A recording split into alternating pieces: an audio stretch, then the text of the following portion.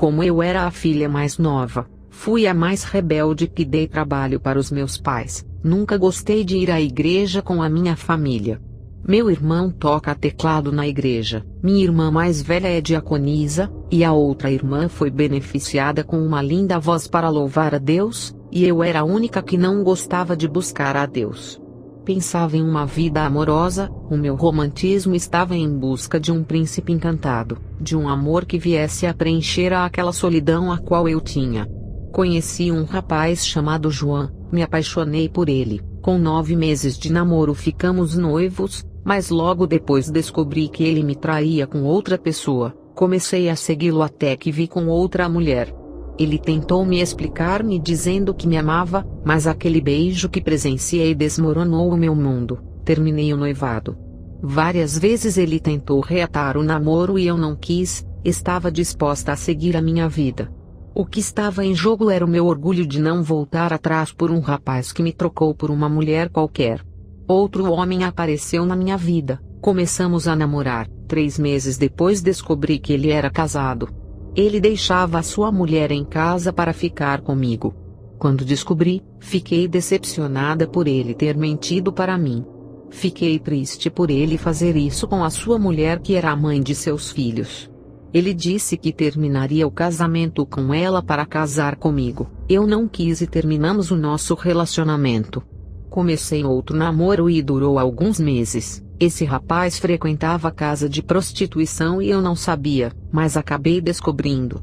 Eu perdi totalmente a esperança no amor, passei a acreditar que não nasci para ser feliz. Esse mundo que acreditava de príncipe encantado só existia em desenhos. Eu estava farta de tudo isso.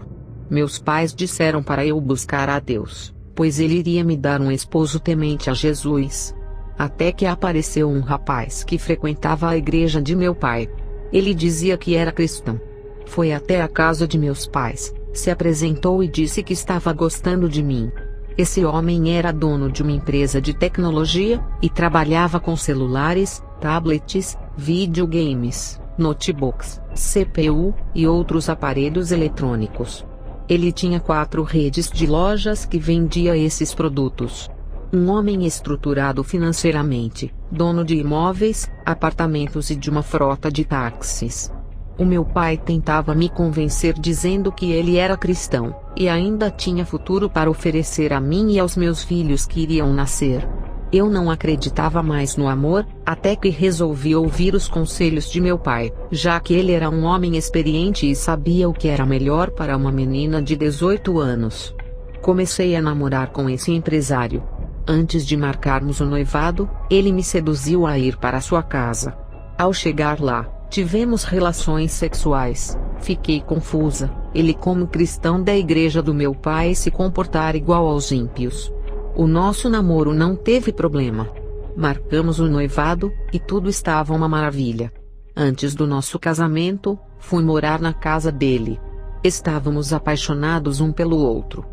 Ele havia me conquistado, e agora já fazia 1 ano que a gente namorava. O meu pai não havia gostado dele ter me chamado para ir morar em sua casa antes do casamento. Moramos 1 ano juntos sem briga.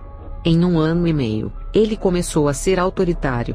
Sentia ciúmes de mim, não podia falar com nenhum homem, e nem ir visitar a casa de meus pais. Ele começou a me humilhar porque comprava vestidos e sapatos caros. Começou a querer ser o meu dono. Eu dizia para ele não comprar mais presentes caros, porque isso dava possibilidade para ele me dominar. Comecei a rejeitar os seus presentes e consegui um emprego. Não queria ficar dependendo do seu dinheiro. Ele me humilhava muito por me dar as coisas. Passei a trabalhar e a depender do meu dinheiro. O ciúme dele aumentou, começou a me agredir fisicamente, passou a me bater todos os dias. Ele, que se dizia cristão, parecia um monstro quando ficava irado. Arrumei as minhas roupas e voltei para a casa de meus pais. O meu pai chamou ele de monstro e denunciou as autoridades. Ele não foi preso por ter dinheiro para comprar as autoridades. O meu pai queria que eu fizesse faculdade e recomeçasse uma nova vida. Eu já estava infeliz, apesar dos meus 20 anos, não acreditava mais em nada. Fiz a escolha errada ao ir morar junto sem casar. Não tinha direito de herdar nada, não era casada legalmente, os meus projetos e sonhos realizados tinham acabado. Ele me pisou, oprimiu a minha vida, nunca conversou, só discutia comigo. Comecei a me viciar em bebidas alcoólicas e a usar drogas.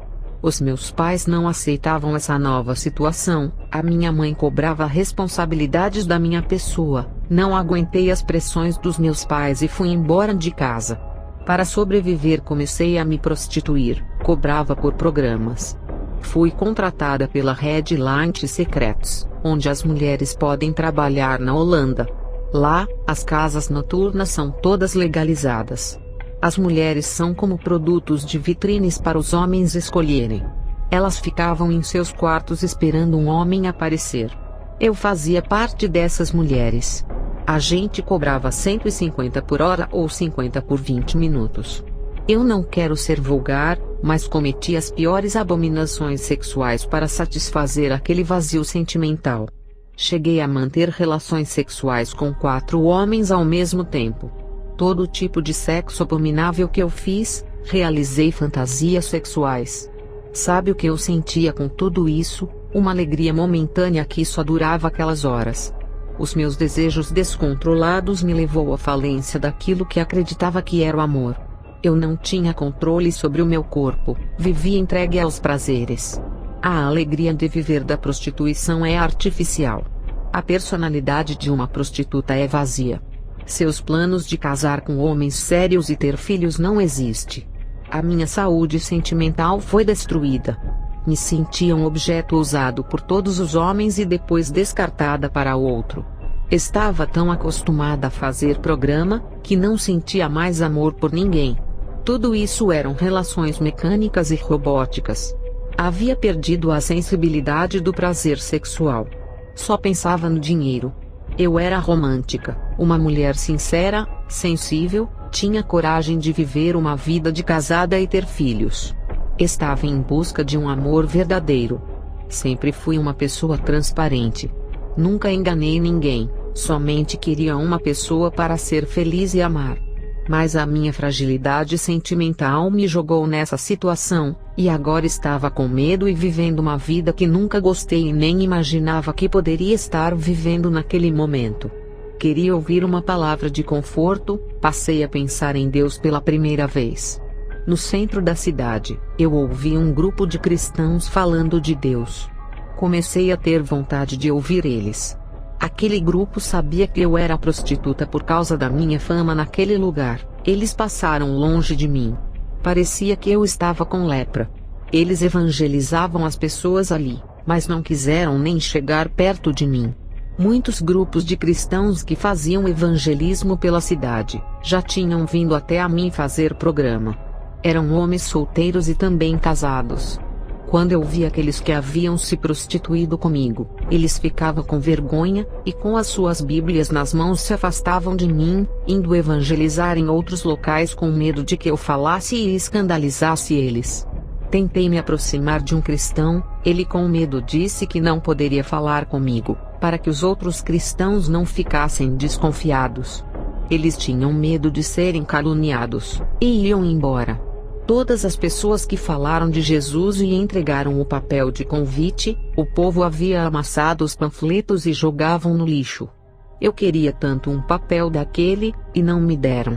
Fui no lixo e peguei aquele convite amassado que falava de salvação. Eu nasci em um berço evangélico ouvindo os meus pais falando de Jesus. Eu não dava valor ao que eles diziam. Agora estavam mendigando uma palavra. Até os meus pais, quando souberam que me tornei uma prostituta, me abandonaram. Não ligaram mais para mim. A minha família tinha vergonha de mim, e os cristãos que moravam na rua do meu pai passavam perto de mim e não olhavam para o meu rosto. Naquele momento eu me senti um ser desprezível. Vi o preconceito dos cristãos naquele lugar. Me senti um lixo. Eu passei a ter raiva dos irmãos da igreja por terem essas atitudes de falta de amor. Isso dificultou a minha entrega para Jesus. Eles falavam de amor, mas não amavam. Jesus disse para pregar o evangelho para toda criatura, ele não excluiu as prostitutas. Jesus se aproximou de Maria Madalena, e apresentou o evangelho para mudar a vida daquela prostituta, enquanto os homens queriam apedrejar aquela mulher. Os cristãos hoje repudiam lésbicas e homossexuais, não falam de Jesus para eles, como se não tivesse mais jeito. Olham para um assassino ou um traficante de drogas e têm medo de se aproximarem e morrer. Enquanto isso, as almas estão indo para o inferno pela covardia dos que se dizem cristãos. A palavra de Deus diz que não devemos ter medo daqueles que podem matar a carne, mas não podem matar o espírito. Fui tratada como o lixo da sociedade, desprezada por todos. Ninguém queria falar de Jesus para mim. E se eu morresse ali e fosse para o inferno? Muitos cristãos tiveram a chance de evangelizar e não fizeram. Deus iria cobrar o meu sangue das mãos deles, e iriam ser responsabilizados pela minha alma. Até que um cristão que nunca me viu se aproximou de mim, e falou de Jesus. Um homem simples. Eu disse para ele: é o ministro que prega no púlpito? Ele respondeu que sim. Então falei: é melhor se afastar de mim, antes que alguém da igreja veja e fale para seu pastor que você fez um programa comigo. Ele olhou para mim sério e disse: eu não sirvo ao homem, faço aquilo que o meu Deus manda. Podem falar o que quiserem. E se o meu pastor me tirar da obra me chamando de adúltero, isso só Deus vai resolver. O que eu não posso é ver uma alma nessa situação e não falar de Jesus. Eu disse: os seus vizinhos que ainda não são cristãos, se verem o Senhor aqui, nunca acreditarão nas suas palavras. Ele respondeu: deixa-me escandalizarem, só Deus é quem sabe das minhas obras. Quem me mandou vir até você foi o Espírito Santo. Não me importa o que vão falar, quero lhe dizer que tu és a minha futura esposa. Irei orar por ti para Deus libertar a sua vida. Aquele homem pôs a sua mão em cima da minha cabeça, eu caí endemoniada. Pude ver várias sombras saindo do meu corpo. Esse homem chamado Irmão Dario, me levantou do chão, e disse que a partir daquele dia iria orar, para que Deus me preparasse para ser a sua esposa. Depois ele se foi, e nem deixou o seu contato para ligar para ele. Aquela atitude dele fez que eu gostasse de sua pessoa. Foi o primeiro cristão que não teve preconceito por eu ser o que eu era, e ainda me deu esperanças de um futuro casamento. Eu não sabia quando eu iria ver esse homem de Deus de novo. O que eu posso dizer é que aqueles demônios que ele expulsou eram demônios da prostituição que faziam eu fazer programas. Já não sentia mais vontade de ser uma prostituta, queria ser uma pessoa normal. O único problema foi ter consumido muita droga naquele dia em que encontrei com aquele cristão que me evangelizou. Não sei o que estava acontecendo naquela noite. Comecei a me sentir mal, e uma espuma branca começou a sair da minha boca. Sofri uma overdose de cocaína, heroína e LSD. Caí no chão da cozinha desmaiada, quando eu senti que saí de mim. O meu corpo começou a adormecer. Em questão de minutos estava andando pela cidade e ninguém me via. Eu tentava me comunicar, mas ninguém ouvia a minha voz. A minha casa estava a uns 30 metros de distância de mim. Um homem de branco se aproximou de mim, e me mostrou as marcas dos cravos das suas mãos. Ele disse: Sofia, hoje eu te faço uma nova criatura, te limpo, purifico os seus pecados e seguro em suas mãos para que ande no meu caminho e não se desvie dele. Quando olhei para as marcas de suas mãos, percebi que era Jesus. Aquele foi o meu encontro com Jesus que mudou a minha vida. Me senti imunda, indigna e pecadora demais para estar diante da sua santa e pura presença. Dali em diante Jesus me levou ao inferno. Vi pessoas que tinham glutonaria. Os prazeres dessas pessoas era comer. Elas consumiam mais do que precisavam, não pensavam no futuro e comiam toda a alimentação em semanas, e os restos de comida jogavam no lixo. Seus hábitos eram só de comer naquele momento, como se fosse os seus últimos dias. Eles só pensavam em seus estômagos e nunca davam alimentos para os necessitados. No inferno, eles sofriam com suas fomes eternas. O inferno é dividido em recâmaras. Eu entrei na recâmara dos avarentos. Eles cobiçavam os seus bens, não ajudavam os pobres, os seus apegos às suas propriedades os levaram para aquele lugar. Cada recâmara no inferno é gigantesca, e cabem muitas pessoas. Eu entrei na recâmara das pessoas que morreram com ira. Suas cóleras o deixaram descontrolados ao ponto de cometerem loucuras. Eles não percebiam a covardia de seus atos. Seus impulsos violentos faziam agirem como animais irracionais, seus gestos eram destrutivos. Entrei na recâmara de pessoas que morreram nas suas luxúrias. Eles não respeitavam a natureza, destruíam florestas para construir seus móveis e manter os seus luxos, gastavam dinheiro com drogas e prostituição. Essas pessoas realizavam toda a maneira de fazer os seus prazeres, eram furacões arrasadores, faziam as mulheres de objetos de consumo, tudo isso para manter as suas luxúrias. Morreram com doenças como câncer, overdose e AIDS. Tudo isso levou à destruição de suas vidas. Ficaram decadentes e solitários e hoje se encontram no inferno. Eu entrei na recâmara dos arrogantes. Eles eram soberbos e tinham orgulho demais.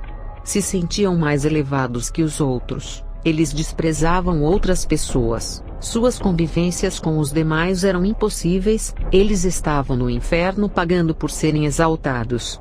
Eu entrei na recâmara dos invejosos. Eles não gostavam de ver o sucesso dos outros e a felicidade alheia. Os seus desejos de ter o que não lhe pertencia, e possuírem aquilo que não era deles, fazia eles ficarem violentos ao ponto de chegarem a destruir as vidas se preenchendo com o que viam nos outros. Eu entrei na recâmara das pessoas que morreram na cobiça. Eles desejavam a mulher e o emprego do próximo. Suas sedes eram de roubar aquilo que não lhes pertencia. Seus desejos malignos eram de ver as pessoas deixarem os seus cargos nas empresas para eles tomarem posse. Todos estavam no inferno. A minha amiga de prostituição que trabalhava comigo vendendo seu corpo, ela se chamava Edi. E estava no inferno. Ela morreu por consumir altas doses de drogas. Os demônios atormentavam ela, e a obrigavam a fazer orgias com vários demônios. Serpentes de fogo entravam em vários orifícios como ânus, vagina, boca e ouvidos. Os demônios diziam: E agora? Está satisfazendo o seu prazer? Foste prostituta lá na terra, será prostituta aqui no inferno. Pude ver todos os objetos da sexy shop no inferno. Isso é comum para as prostitutas usarem aqui na terra. Todas as variedades de produtos eróticos estão ali. No inferno, tem boates de prostitutas iguais às da terra. Eu vi uma grande casa cheia de luzes piscando. Ao entrar ali, vi milhões de mulheres de todas as épocas fazendo orgias sexuais com os demônios.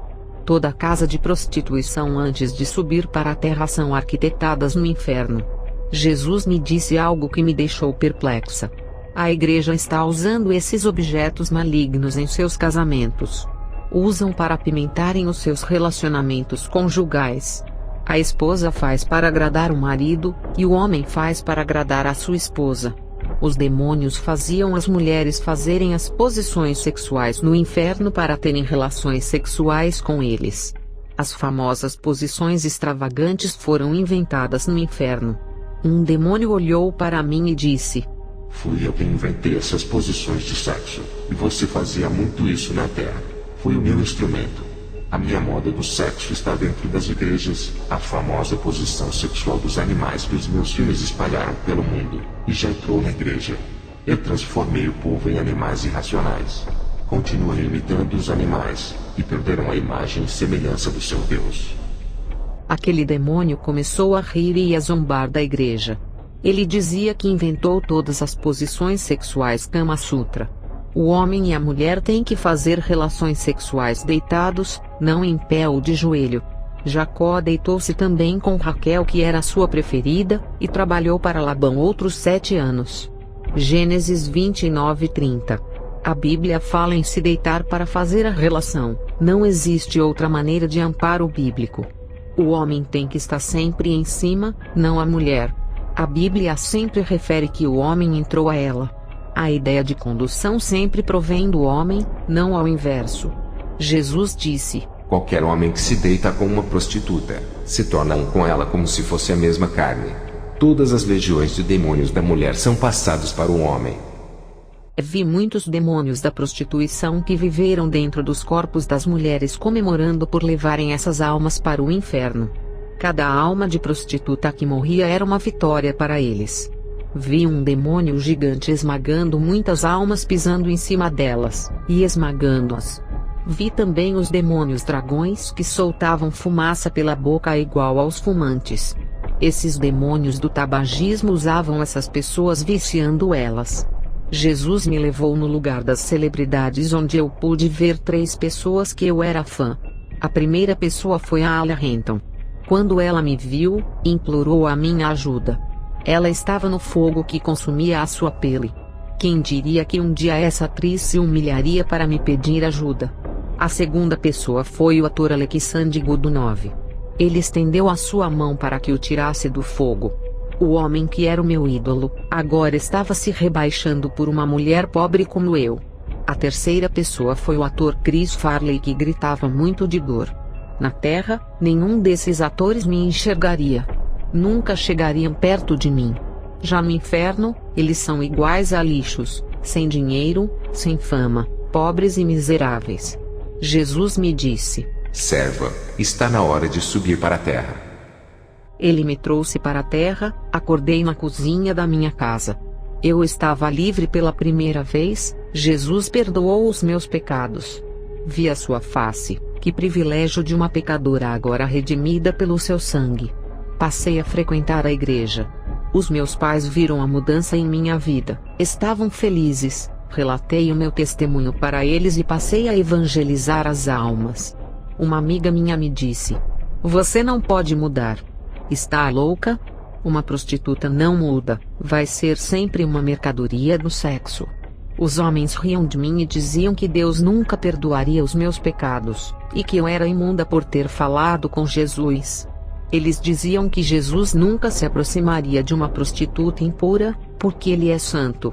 Os meus amigos e amigas se afastaram e o dono da casa de prostituição não quis mais falar comigo. Ele disse que eu dava muito lucro para sua empresa. Agora que eu havia desistido, ele havia perdido 5% da renda. Todos se afastaram de mim por me converter a Jesus. Pensei naquele homem que falou de Jesus para mim, e disse que eu seria a sua esposa.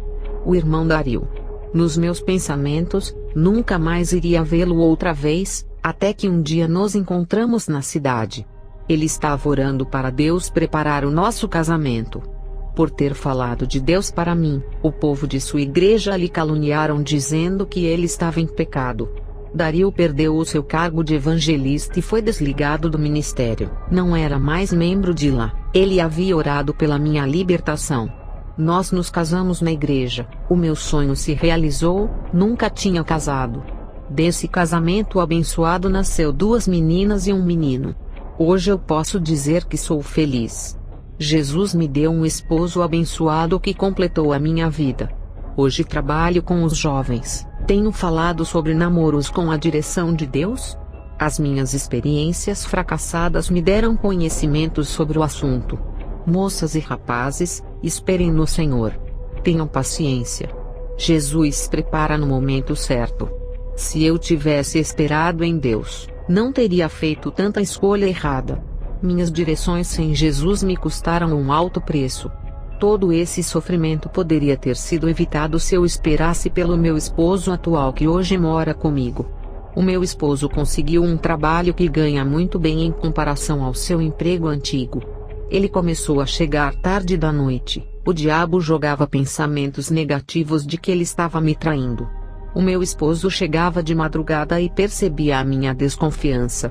Ele ficou muito triste dos meus ciúmes. Pedi perdão para o meu esposo. Eu sentia preocupação quando os meus filhos não chegavam em casa na hora marcada quando saíam da escola.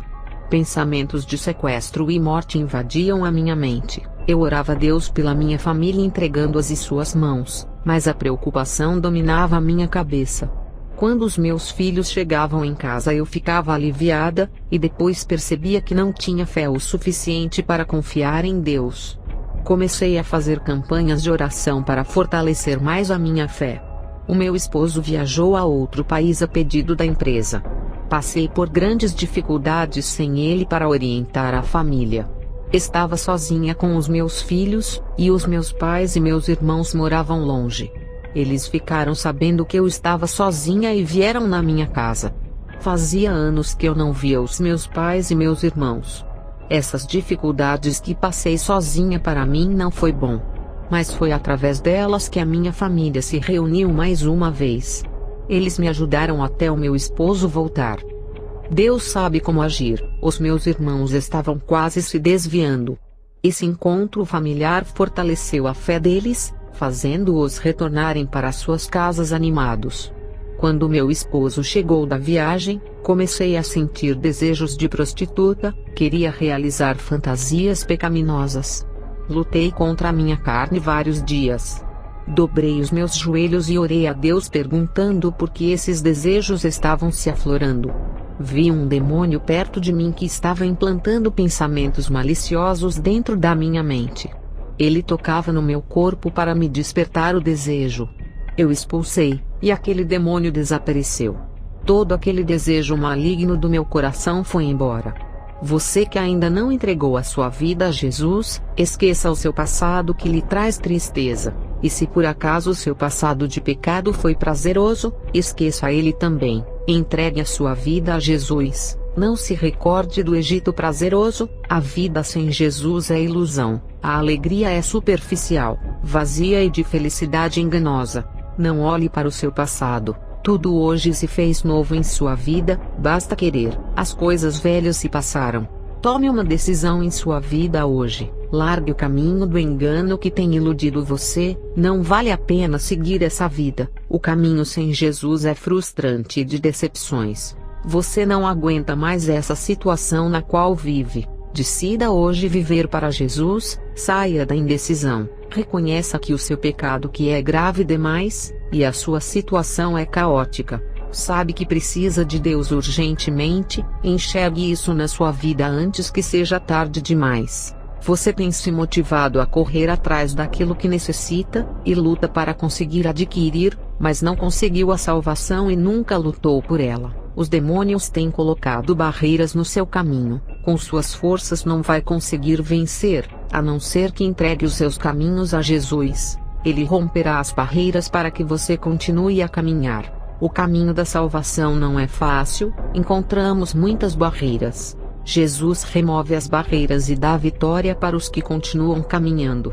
Você que ainda não se converteu, e tem preenchido o seu vazio com aquilo que engoda a carne, tem substituído as suas frustrações, desânimo e desmotivação pelas possibilidades do mundo. O seu suprimento espiritual não está no mundo, só encontra em Jesus. Não tome decisões precipitadas sobre o seu problema, não confie em conselhos dos outros e não se deixe levar pela sua capacidade. Busque orientação em Deus e na sua palavra. Se aproxime dele, se reconcilie e se conserte para Deus assumir o controle de sua vida. Jesus vai abençoar a todos vocês. Amém.